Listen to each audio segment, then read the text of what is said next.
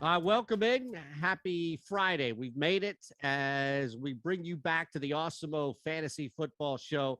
Myself, Laffy, Savoca's in the house here. The three of us are going to get you prepared for this weekend start sits. We've got a lot really to look at. The rookies so far, a couple of weeks now, a month into the season, and a sneaky start or two that you should be aware of before we get out of here. We also have Thursday night football, and it seems like this is a weekly thing now, right? Where we start the show looking back at somebody who got hurt, or at least looking at severity of injury. And I mean, between what happened with the quarterbacks and also Chris Carson not playing, Tyler Higbee getting banged up, I'm trying not to bring up Henderson because I know that's a soft spot for myself and Laffy here with the Michelle prop, but Yep. a lot of injuries at the very least to look back at last night, especially with Russell Wilson, fellas. Yeah, it's not good. I mean, now they're saying he might need surgery too. So let's not forget both quarterbacks hurt their fingers in that game. Yep. Geno Smith came in. Somebody, for those of you that play DFS, somebody on FanDuel soloed 500K up top with Geno Smith in their lineup. So, I mean, someone did it with Marcus Mariota last year too. I wouldn't get it. I wouldn't get crazy, but yeah, what a wild day.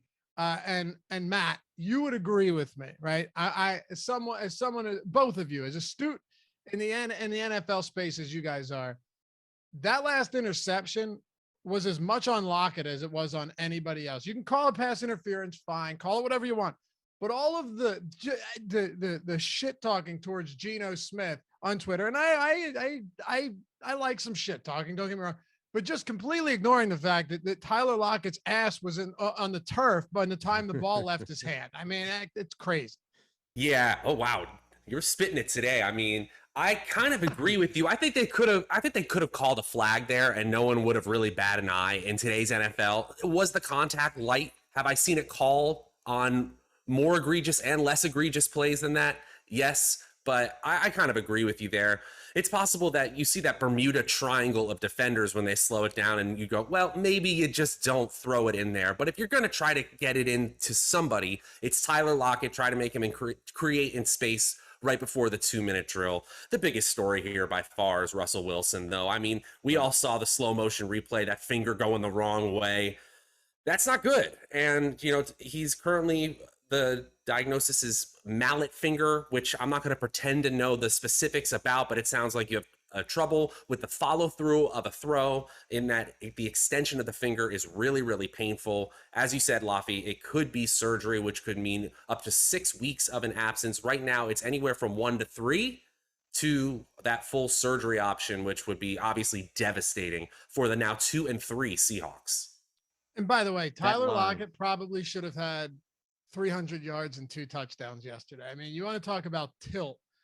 You got to keep playing him, because if you drafted him with the understanding that he's going to have some rough weeks.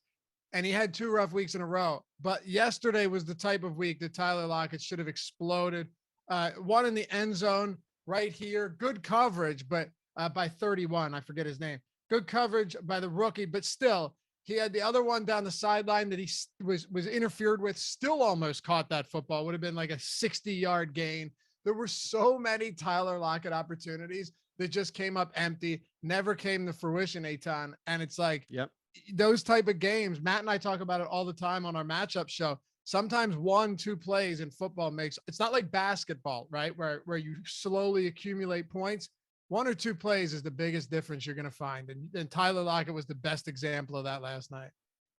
Well, can I add one thing to that? Sorry. It changes perception more than it changes the value of a player. Now, the absence of Russell Wilson obviously affects the value of all Seahawks going forward, but just ignoring that for one moment, Tyler Lockett catches those passes, just one of those passes, especially that one where he had it in his hands on the pass interference call.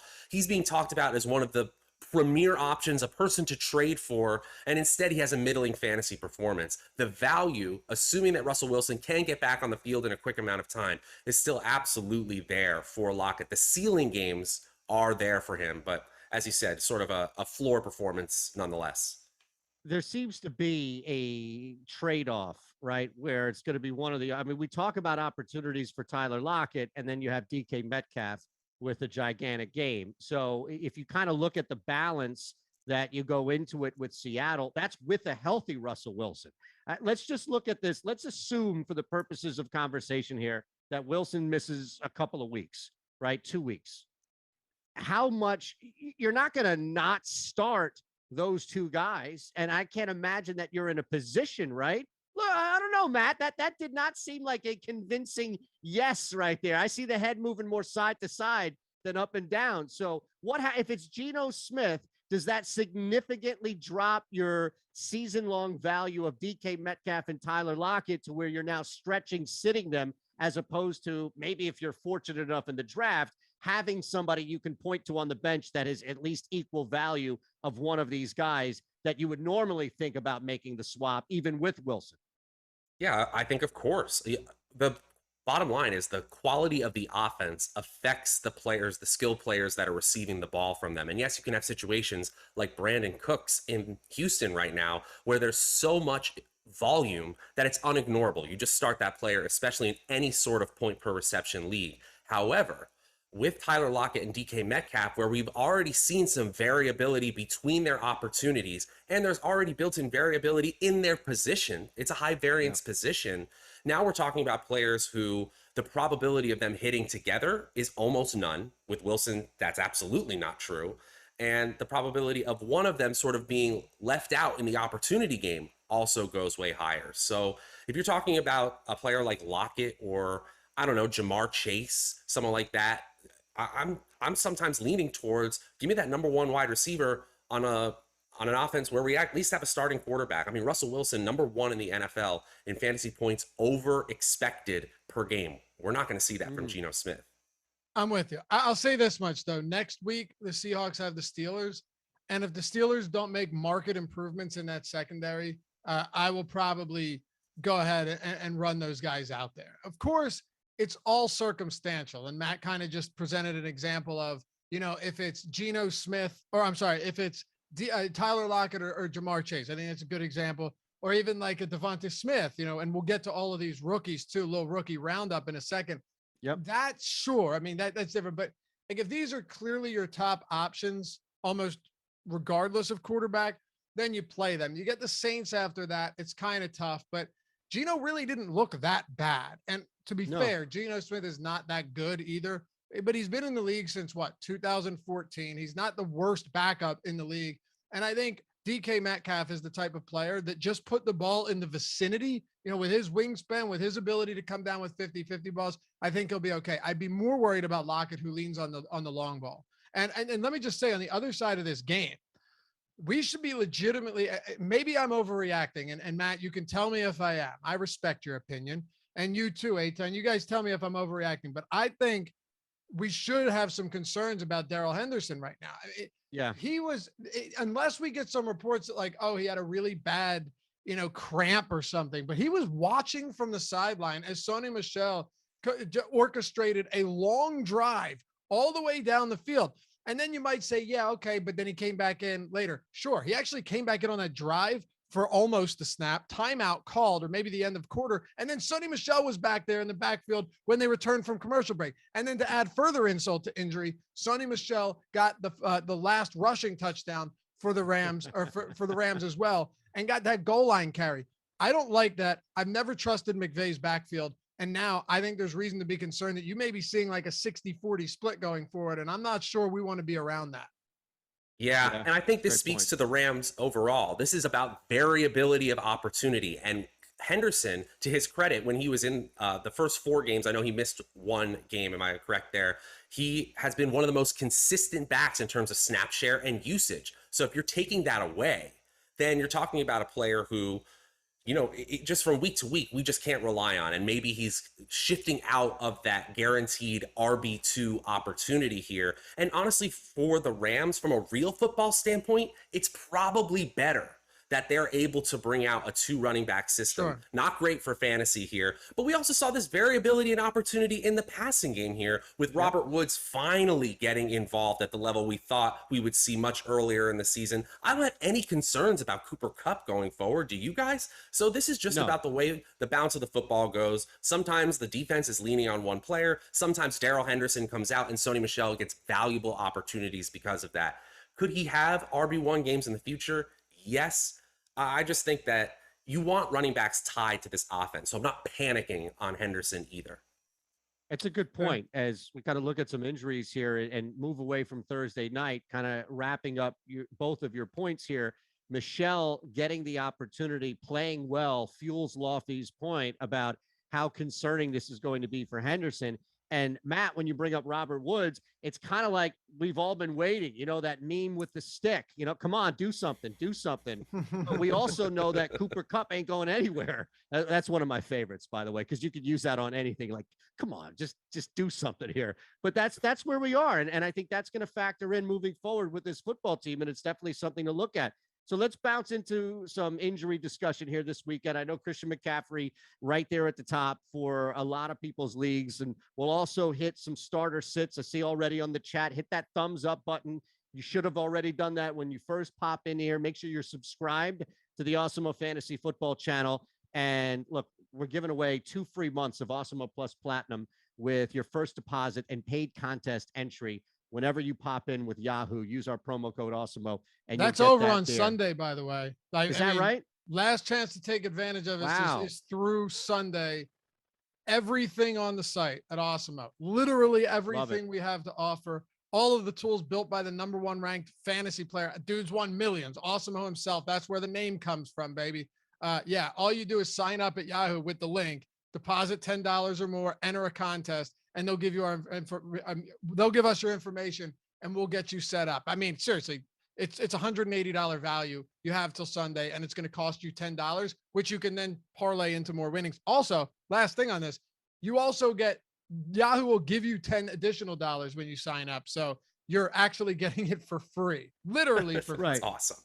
And we always have on Sunday, I know just from doing the fantasy football show with Nick Lepre on this channel leading up to kick, we have tournaments. We have the user appreciation that we give back, Awesemo appreciation. So we have these $10 entries where you can pretty much win because the pool size is small, it's manageable, and you're guaranteed like the top, 20, don't quote me on numbers, but it's pretty high of a percentage that you're going to at least win your entry fee back. And that, as Lofty said, comes free, those $10. So it's all this circle here where everybody's winning. And all we ask in return, right, is just that thumbs up button and subscribe away. Let's look at some injuries here before we start to break down some rookie performances and some sneaky starts before we get out. And we'll thread in a couple of start sits that you have on the chat here as well. I see them building up. So why don't we start, Lofty? Let's look at the biggest one out here,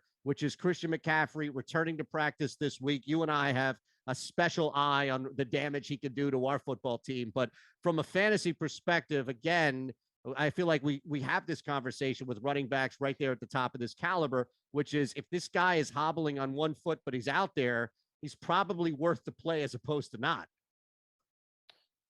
Who are we talking about? McCaffrey. Dude, I'm sorry. I was trying to read the comments. I know you go long, but was I going that long that I lost you? Shit. Yeah, that's a problem. I have a poor attention span. Sometimes it's not conducive to shows. But I thought for some reason that we were talking rookies, and I was like, which rookie only has one leg? But McCaffrey, I'm playing him no matter what. It's simple as that. You play him no matter what. For DFS, if you play him, if he's a game time decision for your season long dynasty, doesn't matter what it is, you play him. And I'll go back one more time and point this out. Matt Rule was the coach there last year. Okay. You got Joe Brady as your offensive coordinator. These guys are smart. First of all, I don't think they play him if he's not okay. But second, because it's not like Chuba Hubbard's been bad, and sure, Royce Freeman's no stud, but you work those guys in the backfield against this Eagles run defense, you'll be all right, especially with how well Sam Darnold is, and he's the best running back on the team. So the thing with McCaffrey is, go back to last year if you're not confident in him being a game time decision or them saying he's limited and you make the decision not to play him. Go back to week 9 when the reports were that McCaffrey would be limited. He was the RB1 on the slate. He was the #1 running back on the day, on the entire week. He went nuclear against the Kansas City Chiefs, both on the ground and through the air. So yes, McCaffrey, no matter what. I'm playing the guy if he's active, unless it's like active but not expected to play, emergency situation, which would never happen. Pretty much any capacity that he's listed in, I'm playing him. So Matt, let me flip this back to you because Rappaport just tweeting out that McCaffrey is now doubtful. So I think Lofty pretty much makes a very important and obvious point about McCaffrey that people may be bouncing back and forth with, like, look, he's healthy, you're running with him. But what about Hubbard? Let's assume that McCaffrey doesn't play. Now, what do you do with Chuba Hubbard, who's going up against a defense that he should be able to chew up because everybody else has on the ground? What does that factor in from that standpoint, not from McCaffrey so much, Matt, but the trickle-down effect? Yeah, sure. I mean, Chuba Hubbard is probably a playable option in all kinds of fantasy leagues. In DFS, for sure, you're talking about a team in the Philadelphia Eagles who are much easier to attack on the ground than through the air in general. Kansas City Chiefs not withstanding here. The Philadelphia Eagles are 19th in the NFL in yards per carry allowed, not something we're scared about, and they're even worse in points per play allowed. Now, some of that has to do with the offenses they face, but not everything has to do with the offenses they face. I do want to say one thing about Christian McCaffrey, though, and the possibility here. Again, I don't know anything more than anybody else knows. I don't know more than Rap Sheet, but if you were Matt Rule and there was any possibility that you could list McCaffrey as doubtful and then play him just to possibly get your opponent to think about McCaffrey not playing, wouldn't you do that every time instead of questionable? Like, I'm just going through the thought experiment here. If he was injured, and even if I knew I was going to play him, unless it was super obvious from a media standpoint, I'm listing him as doubtful every time. You must have been devastated when YouTube removed all that conspiracy content. But this is right out of the Belichick page, though, right? I think that the gamesmanship possibility isn't zero. Isn't Here's zero. Are the Eagles defense good enough to have gamesmanship against? They're only 3-point dogs on the road. So that's a trap. You know that. It does feel it. No, the Eagles will always drive you insane. And you know that, Eitan. They'll go out and win games they shouldn't. I don't know about this year, but the biggest thing for me, and not to spend too much time on this, is that Rodney Smith ran 20 routes last game. Chuba Hubbard ran 10. Smith was targeted 5 times to Chuba Hubbard's 2. I think what you're seeing here, and Royce Freeman only played 12 snaps on the game. So I think what you could definitely see is that Chuba Hubbard gets the large majority of rushing work, but then you've got Rodney Smith as someone that's coming in there on pass catching downs because he only played 7 fewer snaps than Chuba Hubbard on the day. That would be the only thing. I don't think you're getting Chuba Hubbard in a McCaffrey or even a Mike Davis role like we saw last year where he averaged 19 looks per game in 12 starts. Okay. I agree. You know, another perception thing here, if Sam Darnold doesn't become the greatest goal line rusher of our generation, Chuba Hubbard probably gets those carries, and we're thinking about him a whole lot differently in this case as sort of a smash, free square kind of play against an Eagles defense that is not scaring anyone right now. So I have faith in Hubbard getting enough of the work. I guess Lofty's right in the snap share and the quality touches possibly going elsewhere, but if McCaffrey needs another week to miss, I think you're starting Hubbard in most season-long leagues. And let's not forget, Ian Rappaport is the one that's reporting on that, and he has been wrong plenty of times in the past. He also has A.J. Brown as, well, I guess his status has improved, right, after Vrabel has told reporters. So that's not just Rappaport, that's everything here. And Julio's out, confirmed. Yes, Julio is out. So let's do this real quick. Let's hit the Falcons guys. And we'll come back to A.J. Brown, touch on Joe Mixon. We'll get a couple of start sits in here and then move to the rookies so we don't lose Lofty again. Is that fair? Works for me. All right. So not just Russell Gage, who I mean, look, I've had him on my bench since week 1, and I don't even know why he's still on the team if he even is. I might have dropped him, actually. But that's not a shock. Nothing really new there. But Calvin Ridley being out now could open some things up for the Rook, or just as far as a stay away scenario as a whole. So Matt, let's look at the London game here and the 2 big guys, at least Calvin Ridley and to a lesser extent, Justin Gage being out for Atlanta.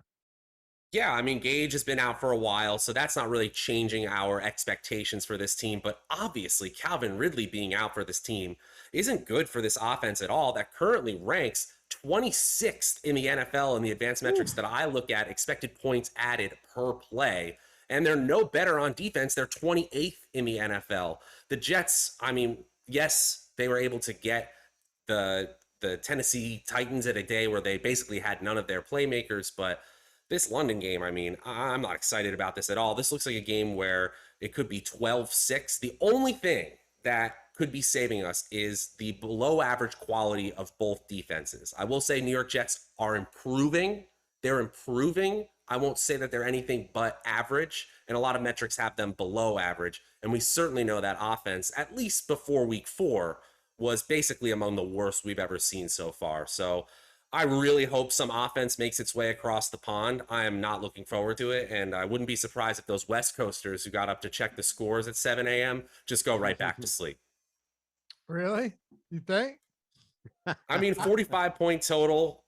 Again, Yeah. I hope I'm wrong here. I hope Kyle Pitts has 12 targets and catches 10 of them. I hope this is the breakout game we've all been hoping for. The underlying metrics look good, but they've already been talking about, in terms of the beat reporters, how much defensive pressure they've been putting on Kyle Pitts in the red zone. They do not want Kyle Pitts beating them near the goal line.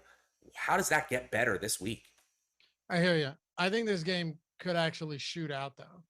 It sounds crazy, I know, but Yeah. and people, talk frequently about the Jets having a good defense. I understand that, but at the same time, I'm very much considering betting the Jets money line. I think it was plus 135 last I saw it. I don't feel confident though, often with these London games because they're weird, but without Calvin Ridley, I think Cordarrelle Patterson's probably going to be the wide receiver 1 on this team. I mean, who else would it be? Nuts. There's no Russell Gage either, right? I mean, yeah, you have Pitts, of course, and he'll Put get some opportunity. respect on Alamade Zacchaeus' name. I was going to say, doesn't he bump up significantly, especially to Matt's point about how focused defenses are on Kyle Pitts? Yeah, I don't know. sure. Right behind Cordarrelle Patterson. I mean, I'm serious about this an guy. animal. You can't stop him. He leads the league in yards per route run. He's averaging 4.61 yards per route run. Okay. Insane. Now, he's not even running a lot of routes. He's not even on the field for more than 35% of snaps per game. I understand all of that, but think about this. The dude is being targeted once on every 2.8, or I'm sorry, once on every, what is it? He has 20 targets and 51 routes, Matt. So every 2.5 routes the guy runs, he's getting targeted. Now, you could obviously argue it's unsustainable, but without Calvin Ridley, I think Cordarrelle Patterson once again gets a heavy dose of opportunities, not to mention he's getting 6-7 opportunities on the ground. Mike Davis has been inept, and that's putting it lightly. So, yeah, I think the way to score points has been through Cordarrelle Patterson a lot lately. I don't see any reason why they would go away from him at 9:30 Eastern time in London.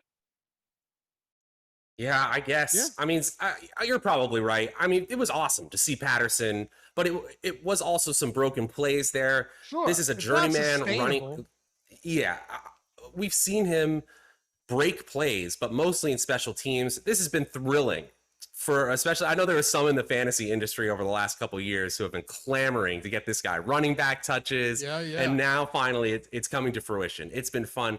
I don't think any of this efficiency is sustainable, but the opportunity should be there for him. Somebody other than Pitts has to get passes. We did see Zacchaeus, as I mentioned earlier, 35 routes run in week 4, just 3 targets, 15 receiving yards, but he's going to be on the field. He's going to be utilized against an average to below average Jets secondary.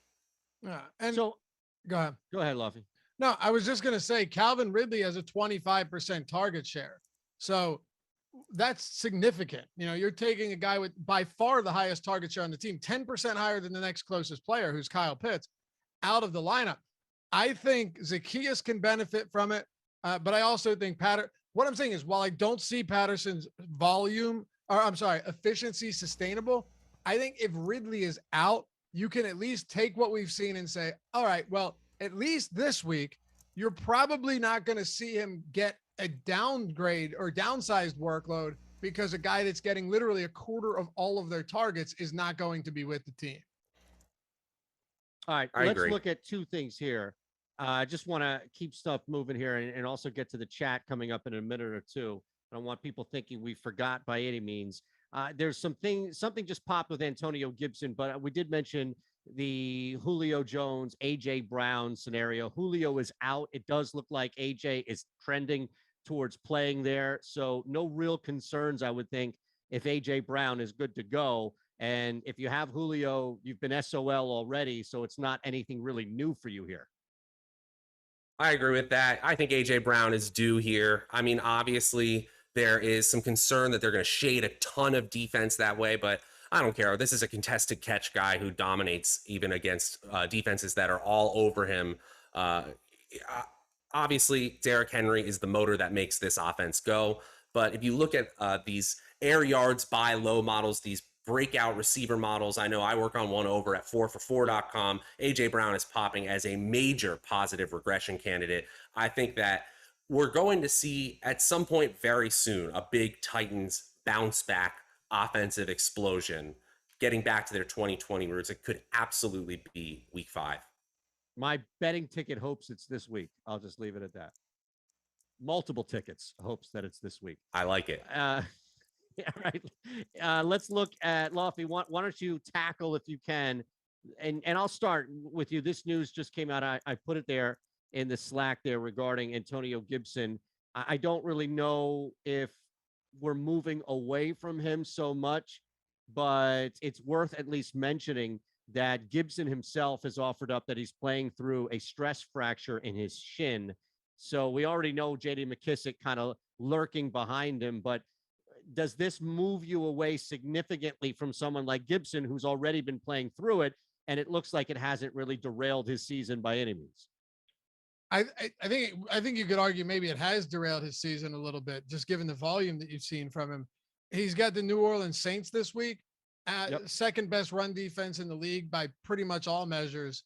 And he's dealing with that. I mean, the guy's a running back. He uses his legs to make money. And now he has a stress fracture in one of those legs. I am absolutely down on Antonio Gibson this week. Like, I'd go as far to say I would play Cordarrelle Patterson over Antonio Gibson this week in a PPR format. There's no J.D. McKissic in that backfield either. Yeah, I do not like Gibson right now. Hearing that that's something that's plaguing him week to week, and he's got the second toughest matchup in football, I'm down on him quite a bit this week. And if I have another serviceable backup or serviceable guy on my bench, I'm playing him over Gibson. Yeah, you had concerns before about this because he was not getting these quality opportunities, not all the rushes near the goal line, and certainly not all the receptions with McKissic super involved in that part of the game. So now you got a player who's injured going against a New Orleans Saints defensive line who, if there's one thing you cannot do against the Saints, is just run on them. You just can't do it. It's the Buccaneers and the Saints and then the rest of the league in terms of lots of advanced metrics, in terms of adjusted line yards from Football Outsiders. I mean, you simply just cannot do it. So I totally agree. If you have somebody better on your bench, please. I mean, yes, could Antonio Gibson break a 73-yard catch and run like we saw against Buffalo in a horrible game script? Yes, that's football, but it really doesn't pan out well for him this week. All right. Shout out to Chris, by the way. We just threw that entirely on him. And not only did we get the lower involved, we had the graphic with Antonio Gibson. I mean, we're putting him on the spot, and he's responding left and right. So Lofty's not going to give him credit. Somebody has to. Truly. Guy's been doing this longer than I've been alive, man. At much bigger places than this. All right, let's hit the chat. A couple of actually, you know what? 2 running backs. Let's round out injuries here. Dalvin Cook seems to be the same scenario week in and week out. Matt, Luffy, I don't know if anything really changes here, maybe from a Madison standpoint. But look, Dalvin Cook is the poster child for if he's healthy, you play him. So I know he missed practice, but if he's out there, I don't know what the counter argument would be outside of maybe looking at Madison. And then the other back, and we can kind of tackle both of these together, the other back is Joe Mixon, who does look like there's going to be a significant impact at the very least to maybe volume out there playing through injury, if not missing the game. So Cook, I imagine, is pretty straightforward, and then Mixon becomes a little bit more difficult. So, Matt, you Well, want to start, Lofty? Oh, go ahead, Lofty. Sorry. Yeah, I'm It was sorry, your real turn. quick, man. I was just going to say the counter argument to Dalvin Cook is that last week he only played 49% of snaps, followed a similar practice pattern this week, and now you've got the Detroit Lions. So, I mean, I do honestly have some concern. I have Dalvin Cook on some fantasy teams. I'm playing him this week. I just want to get that out of the way. Against the Lions, you're playing him. Okay, David Montgomery got hurt in the second half, still finished with a huge game against Detroit last week. If Dalvin Cook is out there, I'm still playing him, but I will say I'm not nearly as confident as I was because this is somebody who plays between 70 and 85% of snaps every week that he's fully healthy. He played 49% last week. Alexander Mattison got worked in pretty heavily, and this isn't a game at home that they lost. Now they're at home against a far inferior team. They're like minus 475 money line favorites. Yep. It's possible, yeah, that they go up early or because Madison's a good backup. That's the problem. So I'm playing him. You have to play Dalvin Cook because he could get half the workload as he normally would and still go for 102 touchdowns. But I would feel a lot more comfortable knowing that last week never happened. Yeah, I agree with most of this. I will say with Dalvin Cook, I guess how many running backs are currently averaging more total yards per game this year than Dalvin Cook?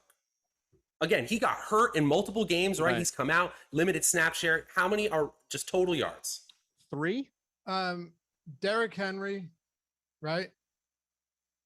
Not Mixon. It might be Ezekiel Elliott. I'll say 2. Yeah, okay. You guys are right on. I thought you guys were going to get it way off. It was 4. 4 running backs. Okay. Derrick Henry, Christian McCaffrey, Austin Eckler, and surprisingly, Chase Edmonds. Wait. More total yards per game if you take the 4 weeks or the games that they've played? Like games that they've played. Oh, okay. Well, then McCaffrey, yeah, that makes sense. Okay. Games that they've played. Yeah, I'm not counting the zeros that we knew that they DNP, but if they did play, it counts towards this. Gotcha. My point being, of course, what you said, Eitan, is true. Then if he's in the lineup, you are playing him here. One thing I will say, though, we don't always have clarity about handcuff running backs, and there's all this talk during preseason about should you handcuff, should you not. We have seen multiple times now that Alexander Mattison is the guy if Dalvin Cook goes out. If you are in a very competitive league where there isn't that running back typically available to you that you can spend 80% of your fab on, and it's, that really doesn't happen a lot in your league, go see if you can trade for Alexander Mattison, even if you can trade a heaping amount of that budget that you have, because I think we know for a fact going forward that if he is out, that is the guy you want. It's not a committee approach, which I am concerned about with Mixon. Right. Well, let's look at Mixon here, and we'll get to the chat and answer a couple of start sits. We have our rookie rankings and some sneaky starts as well. Hit that thumbs up button. Make sure you're subscribed as well to the Awesemo Fantasy Football channel. And as Lofty mentioned earlier, this is it. Sunday is the last day where you can jump in on Yahoo, use our promo code, get 2 free months of Awesemo Plus Platinum with your first deposit and paid contest entry, and you'll get $10 to mess around with as well. You could take full advantage of the Awesemo Plus Platinum tools, which you'll be able to turn around and really make it into a lucrative decision to join here, as well as with Yahoo Super Chat. Easy Money Sicilian. Hollywood versus, do we do Mixon? I keep trying to advance Mixon here, and then I catch myself. So let's talk about it. All right, did we miss the window for Joe Mixon? Is that it? You talked so long you forgot what your damn self was talking about. I know. Now here's the thing. I can't give you shit for losing interest when I was talking, because you guys, we got to keep it together. We have such professional overlays going on. The visuals are fantastic, and we're like, who are we talking about? I'm destroying all Chris's work here on the show. I apologize. All right, Joe Mixon. Let's look at this. Matt just mentioned concerns. He's out again this week with practice scenarios. So how do we approach this now? What could be a split, if not Mixon being out entirely, Love? Well, we've already heard Zach Taylor said that in the event that Joe Mixon is out, it's going to be Samaje Perine and Chris Evans in a committee against Green Bay. I don't like that very much at all. If you're really strapped, right? If you're really in trouble and you need somebody, go with the guy who's getting more opportunities through the air, because I think they're going to struggle to run the football. But Chris Evans is a 6th round, 5'11" draft pick from this. He's a 6th rounder, right? I mean, the guy is not somebody that you would expect to put up big numbers.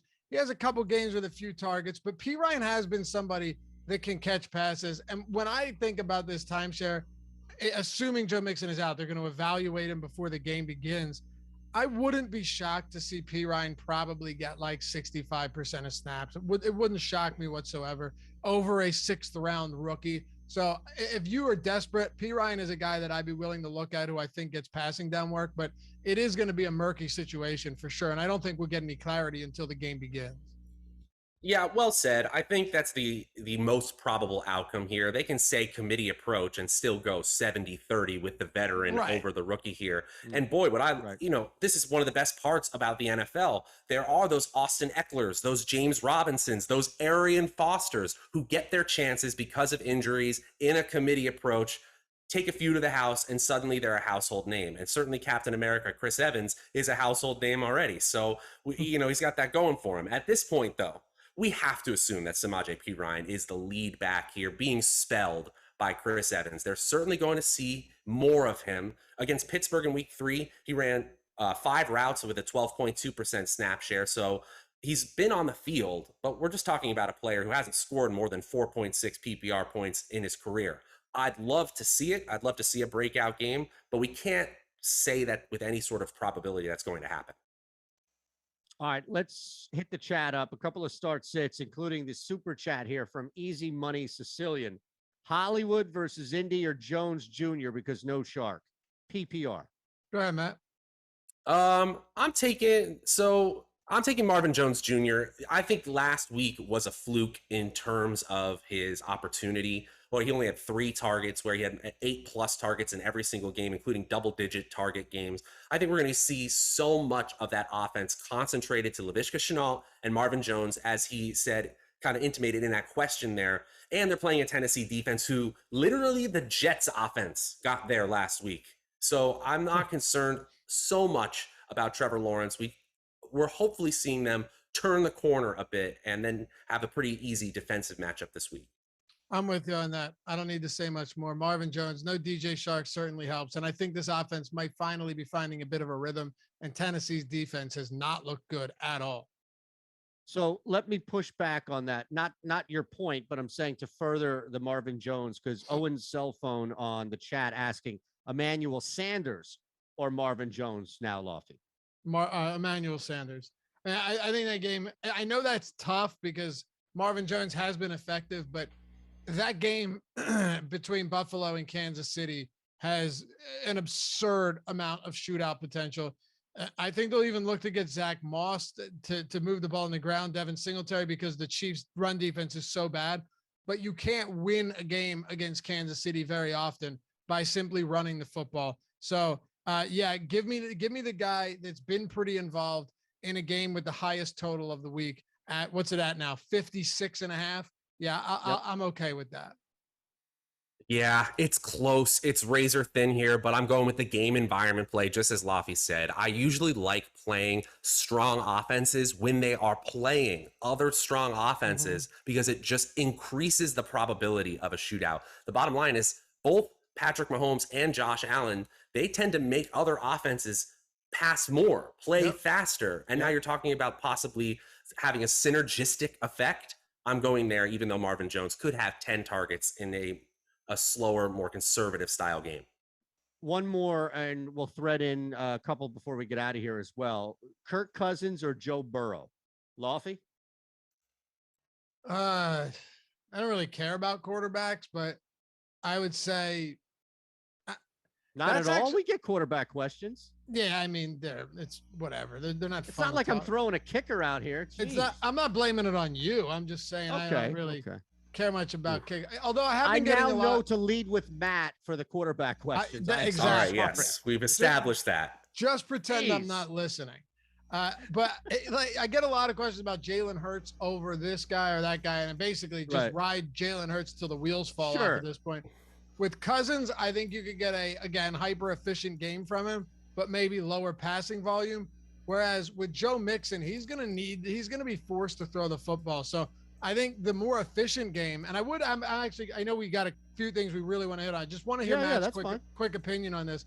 Like, I think Kirk Cousins could be the guy that goes for, throws for 3 touchdowns and 190 yards or something, where Joe Burrow is a lot less efficient against Green Bay, but either a banged up Mixon or a backfield committee with 2 backups.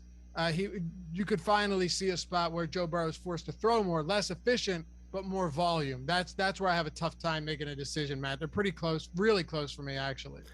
Honestly, if Jair Alexander were playing for the Green Bay Packers, I think it's an easy answer, and that's Kirk Cousins playing the worst passing defense in the NFL in the Detroit Lions by a landslide. And I still think I'm leaning that way. Man, if not this week, when? For Kirk Cousins and the Minnesota Vikings. In that regard, I'm sort of playing him or I'm dropping him, because you got Dalvin Cook banged up. The likelihood of him playing his full snap share is pretty low. And so now on the other side, with the Burrow side, you have Mixon also banged up. So take out those 2 RB1s from the situation. I'm betting on Adam Thielen and Justin Jefferson versus T. Higgins, Tyler Boyd, and Jamar Chase. They've been good this year, but those 2 are great. So I'm going with those 2 receivers getting open against the worst secondary in the league.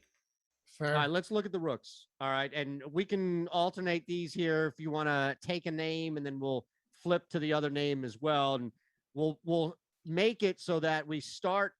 And when we hit Devonta Smith, Lofty gets to talk about his Eagles receiver there, and Matt doesn't steal any thunder. I stay unbiased. Let's start with you then. We'll start with Trey Lance, Lofty, and then move to Justin Fields with Matt, and that will swing the pendulum back to Devonta for you. How about that? Yeah, and listen, there's a lot of good rookies right now that are performing well, and then a bunch that aren't performing well. But we know that Jimmy Garoppolo is still. It feels like Shanahan's just kind of going slowly along throughout the week with all intentions of not playing. He's burying the lead, so to speak, when it comes to Trey Lance and Garoppolo. I would expect Lance to start this week. The guy has absurd upside. Granted, he was at North Dakota State. I think he's the same school as Wentz. It's not like he was at this dominant school. But go look up his college stats if you've never done so. They're insane, just truly insane. The guy didn't throw interceptions. He ran like a madman, and he connected on a ton of deep balls. I know you could talk about the broken play to Debo that went for the 76-yard touchdown, but Trey Lance, if he's starting and he's someone you've been stashing, hopefully you have a big enough bench to be stashing a backup quarterback. Or someone on the waiver that you scooped up because your quarterback has been underperforming, like a Ryan Tannehill. Yeah, there are a lot of players right now that I would start Trey Lance over. And just know this, running upside for quarterbacks makes them a legitimate cheat code. We haven't seen it with Fields yet, but we've seen it with Hurts. We saw it with Lamar Jackson as a rookie, despite being an awful passer early on. Same goes for Josh Allen, awful passer early on. Trey Lance, the same could be in effect with him as well. So I'm perfectly on board with starting him any week. He's actually the starter for the San Francisco team. All right. I got to add one thing. So guys, I know in the chat, hashtag no one cares about your fantasy team, but I am in a unique league where it's a super flex league, but you can only have 2 quarterbacks active on your roster at any time. It's a wrinkle that we've had for years. We love it, blah, blah, blah. Trey Lance, of course, was available on the waiver wire in this unique format. Wow. This week. What do you think he went for? What was the fab budget? Out of 100%. Okay. What would you have spent? Superflex league? Superflex. 100.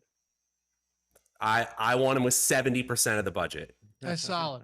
That's the upside. I love it. I mean, I've spent 100% of my fab before in leagues where you don't have to make a minimum bid for like a random streamer transaction. If there is a player that I think is potentially going to win me my league, you know what I mean? Like if Alexander Madison was on the bench or on the waiver, or Tony Pollard was on the waiver and Zeke or Dalvin Cook went down for the year, I would absolutely spend all of my budget on someone like that. So you're right. Maybe, the only reason I probably wouldn't do it in the league you're talking about is because you mentioned that wrinkle. there's going to still be some quarterbacks on the waiver, which is very, very rare for a super flex league because of your roster restrictions. So yeah, 70-80% makes sense to me. If this was a league where he was somehow on the waiver and you didn't have any limitations on how many players you could or quarterbacks you could have, then I'd be cool pretty much spending anything. Yep, we're in agreement. I set you up there, and I'm glad we're feeling that way. Let's move over to Justin Fields, though. He's gotten a little bit more of an opportunity here. The first game, everyone sort of hit the panic button. I think a little prematurely, we could say. But I think part of that, too, was a condemnation of how Matt Nagy was handling the situation. First, in how he was just sort of antagonistic with the Chicago media, and then how when they bring Fields into the game in week 3, it looked like they just completely underprepared for the Cleveland defense and, certainly put some of that on Fields. But in week 4, again, against that Detroit secondary, who tends to make everybody look pretty good, Justin Fields did come out of his shell a little bit more. We saw 209 passing yards on a really, really efficient 12.3 yards per attempt. Now, the fantasy points were not there yet. The rushing was not there yet. Only 9 rushing yards. Right now, his top rushing yards total for the year is 31 in a game. But let's just go back to the type of prospect Justin Fields has been for the entire since high school, really. This is a 5-star recruit who is neck and neck with Trevor Lawrence going into college. These two have been 1-2 essentially their entire careers, their entire football lives. And then, yes, he transfers schools. There's a little bit of drama there with his college career, but let's not pretend it wasn't a superb college career. PFF ranked him as the most accurate quarterback in their charting era. So just to say, the sky is the complete limit for him as a passer. And now you're talking about a 4.3 rusher as well. I do think there's some blame to put on Matt Nagy if you can't figure out how to use that type of player. Not to say it's been perfect so far, but I think the ceiling is so high here. In redraft leagues, I'm so far removed from having any interest in Fields right now, honestly. Like everything you just said, Matt, is 100% accurate. 100% accurate. Yet I have zero faith in this team's ability to he had completed 11 passes last game. I mean, I don't know. I know they were leading. Maybe I'm just way off on this, Matt. It's totally possible, but I am very much terrified that Justin Fields right now, at least as a rookie on this offense, the way that it is run, is going to have more down weeks than up. But I hope you're right. Hey, maybe if you got excited about what I was saying, you just trade for him in a dynasty league. Maybe his stock is down just a little bit. All right, let's move back to you trade here. Yeah, dynasty league, love him. Go ahead. No, I was just gonna move to Devonta Smith by all means here. We've promised people a lot. We only have 10 more minutes, so I'm trying to jam as much as we can. We're good. We got this easy. No Devonta Smith, 0 drops I see here for our guy in Philadelphia. He's looked great. Hey, Chris, by the way, we had a question in chat. Is there no baseball show on the DFS channel later today? No. Did we have one earlier today? Okay. Yes, we did. So you can find that replay, right? I guess there's afternoon game. Okay. Yeah, there's a game that's on now, I think. Okay. Yeah. People got so mad at me that I said there's zero reason that a 1-1 baseball game should be pacing 4.5 hours on Twitter. That Dodgers game. I stayed up till the end, 12:30 on the East Coast, but 4.5 hours for a game that ended. Come on, man. Baseball purists got to get down with a big ask with 2021. Yeah, it's fun. The drama's great, but 4.5 hours of it, geez, that's tough. I just took naps in between pitches, but I think Devonta Smith is in a great spot, and the fact that you don't have your best corner in J.C. Horn for Carolina, we've talked about this a lot recently. That's funny, Chris. Chris is calling you out in our chat, by the way. Yeah, Chris says the guy who breaks down fantasy slates for 2 straight hours, 3 days before the games. Fair, but supply and demand, brother. That's all. Right. At least we're talking the entire time. I enjoyed the game. I'm not saying that. I just would have enjoyed it if it was 3 hours and not 4.5. That's not too much to ask now. It didn't even go to extras. But Devonta Smith's target share has is leading the team. Jalen Hurts loves him. He's getting a lot of opportunities downfield. Go back and watch last game and look at the separation he created. It's stupid, like different zip code separation for this guy, right? Brian Westbrook, former, Aton, all-time great for the Philadelphia Eagles, had an amazing breakdown video of Devonta Smith's route running. And it just really speaks to how good he is. He doesn't need to be big. He's made great catches. I wish this team could learn not to step out of bounds before they run back in bounds untouched and into the end zone. That would be cool. But it looks like Hurts' deep ball is becoming a little bit sharper. And I think Devonta Smith is only going to get better. I mean, don't forget, man, everyone looks at Justin Jefferson from last year, right? And and CeeDee Lamb before Dak went down and Brandon Ayuk midway through the year. They forget that it takes rookies in most cases a pretty decent amount of time to develop. Devonta Smith, what he's done in 2 of his first 4 games is pretty unique to the position. That's why he was a top 10 pick. The guy is going to be excellent. And I like him again this week in a day where they'll probably throw quite a bit again.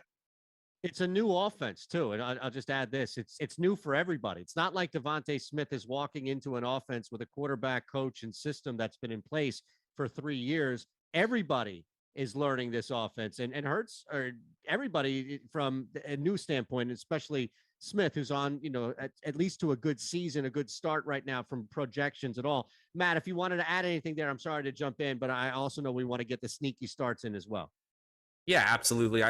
As Dave said, rookies usually take times. So 8 targets and 50% of your team's air yards the first game of your career, 7 targets the next game, 168 air yards, 6 targets, 71 air yards, then 10 targets, 144 air yards in a shootout. That's what we would expect from our 3rd round fantasy pick. That's what we would expect. We would hope from our 3rd rounder. And that's where we're going to be taking Devonta Smith, that or higher, for many years to come. These players don't hit like this very often. And yes, just because of the variance of the position, are we going to see down weeks like week 2 where he had 3.6 fantasy points and week 3 where he had 5.8? Yes, that is not anything about him. That is about the position he plays. No concerns about this man's production going forward. Matt, quickly, are there any rookies right now that are underperforming that you would consider buy candidates? If you could wrap it up in 30 seconds for the audience, tell them anybody right now that would be a buy candidate as a rookie that's underperforming. Would there be anyone out there? Underperforming is like such a weird way to put it, because this person is not, but Rondale Moore, because he's in and out. But I will say Kadarius Toney. I really like the fact, yes, the opportunity may not be there week in, week out. Those receivers are getting healthy, but the amount of forced missed tackles, they got him the ball in a low average depth of target, and he was able to make people miss. That's what he got drafted to do. So I hope they find some ways to continue using him. We've got a couple of minutes left. We want to each get a sneaky start or 2 out there. So why don't we bang through these 30, 45 seconds of who the sneaky start is, and we'll keep it moving there. I know that so much of what we do is responding to what somebody says. So, Lofty, you may have to put your seatbelt on. I may have to sit on my hands, and we may just have to burn through this to get out of here. Why don't you start, though, Matt, with your top sneaky start this week? Yeah, I really like Jacoby Myers, and really any of these New England receiving options that you've been meh about starting, except for they're playing the Houston Texans this week. They're both popping in lots of these buy low metrics. They look like positive regression candidates. And the Texans, again, I mean, just a horrible secondary, giving up huge games to opposing receivers. DJ Moore, 8 for 126 against them. Marvin Jones, 5 for 77 and 1. Sanders, 5 for 74. Diggs had 7 for 144 against them. Somebody's going off against these Texans, and I think it's Jacoby Myers. I love Damian Harris in that game too. Honestly, like I wouldn't call him a sneaky start, but if you have him, you drafted him as at least a flex player, you have to play him in a game that is the script is going to be far in their favor. So that offensive line is banged up. Yeah. What's up? That OL is banged up. I know. And I'm still not too concerned about it, but I agree. Like I'm with you on Jacoby Myers 100%. But I just think, you're talking season long here and not DFS, that if you have Damian Harris, you might not have better options in your flex spot than a guy that's an 8.5 point favorite on the road against a team that has a completely dysfunctional offense that can't move the ball. Like volume may be here. And without Cam Newton, stealing all the goal line carries. I think there's still value in that. So I would be starting him this week, even though, like you said, the offensive line is an issue.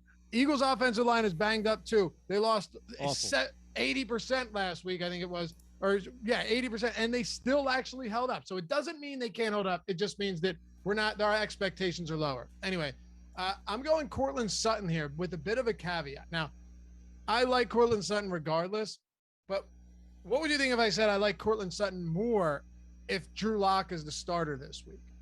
Drew Lock, it's a little risky, but Drew Lock loves throwing the deep ball. You're talking 25% of his passes last week when he came in Teddy Bridgewater's stead after we went in concussion protocol were 20-plus yards downfield. Last year, Drew Lock had the highest deep ball rate in the league. Now, don't ask me how many of those he converted in the receptions, but he didn't have Courtland Sutton, a big-bodied receiver who can make big plays on the 50-50 balls in the red zone, anywhere on the field, going up against the Steelers secondary that has been wildly just underproductive. You know, they have underwhelmed in all facets of that secondary.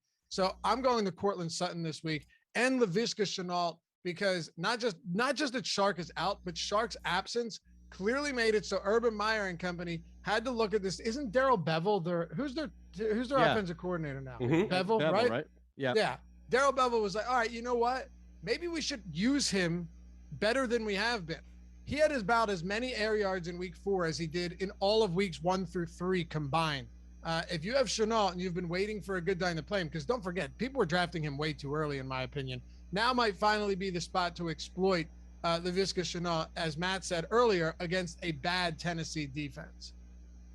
All right, so Matt, take us home on a quarterback. I was going to throw Sam Darnold in there if you're looking to stream a guy with Eagles, Vikings, Giants, Falcons over the next month. Clearly somebody who I think can run and take advantage of this Eagles defense, a dual threat that Philadelphia may not have seen so far, but you may have a better option at quarterback as we wind down here. What do you mean? I mean, Sam Darnold is the greatest rushing quarterback of all time. So I don't know what else you would want in a quarterback. Shame on me. Speaking of rushing, we finally saw a little bit of the rushing upside that we had seen in college before from Trevor Lawrence. And again, he's going against this Tennessee defense that we keep talking about in terms of one of the more exploitable secondaries in the league right now. Lawrence, he threw 51 times in week 1, and that got us really excited because even if the accuracy and the efficiency wasn't there, we can work with that much volume in fantasy football. But then the next 3 weeks, 33 pass attempts, 34 pass attempts, 24 against the Cincinnati Bengals. However, we still saw his most efficient day, his highest yards per attempt, his second highest passing yards, and he got into the end zone as a rusher. I really think you can do worse than Trevor Lawrence as a streaming option. Tennessee is 29th in yards per attempt allowed, and 29th in points per play allowed as well. And they're giving up 15 more fantasy points than the average fantasy defense. So I'm all over Trevor Lawrence as a streaming option this week. Love it. Awesome. Fantastic. Thanks, Carlos. And I see Lofty got you on the chat, so we appreciate the super chat from you first and foremost. We appreciate everybody here riding with us. At Draftaholic for Matt, at Lofty_D, at Shander Show for me. Thanks to Chris for a fantastic job. One step ahead of us, which, as you know, is not easy by all means. So we're back on Monday. Appreciate you all riding with us. Hit that thumbs up button and subscribe if you haven't on your way out. Have a great weekend and good luck. See ya, right, man? Yeah, I gotta say it every show now. See ya.